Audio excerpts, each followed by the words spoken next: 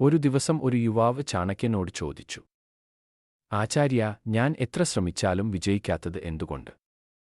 ചാണക്യൻ അവനെ നോക്കി പറഞ്ഞു, നീ വിജയിക്കാത്തത് വിധി കൊണ്ടല്ല, നിന്റെ ചിന്തകളും ശീലങ്ങളും കൊണ്ടാണ്. യുവാവ് ആശ്ചര്യപ്പെട്ടു. ചാണക്യൻ തുടർന്നു, നീ 3 കാര്യങ്ങൾ മനസ്സിലാക്കണം.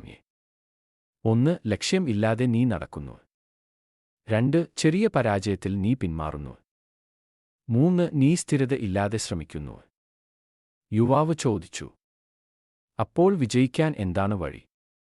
ചാണക്യൻ പറഞ്ഞു, വിജയം ഒരു ദിവസം കൊണ്ടുവരില്ല. ഓരോ ദിവസം നീ നിന്റെ ലക്ഷ്യത്തിലേക്ക് ഒരു ചെറിയ ചുവട് വെക്കണം. ചെറിയ ശ്രമങ്ങൾ തന്നെയാണ് വലിയ വിജയമായി മാറുന്നത്. നദി പോലും കടലാകുന്നത് ഒരേ ദിവസം അല്ല. യുവാവ് അത് മനസ്സിലാക്കി. അന്നുമുതൽ അവൻ ഓരോ ദിവസം ചെറിയ ശ്രമങ്ങൾ തുടങ്ങി. കഠിനമായി പരിശ്രമിച്ചു. കാലം കടന്നുപോയപ്പോൾ അവൻ വിജയിച്ചു.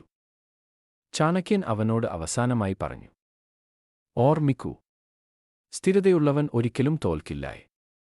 നിന്റെ ജീവിതം മാറ്റാൻ വലിയ കാര്യം വേണ്ട, സ്ഥിരത മാത്രം മതി.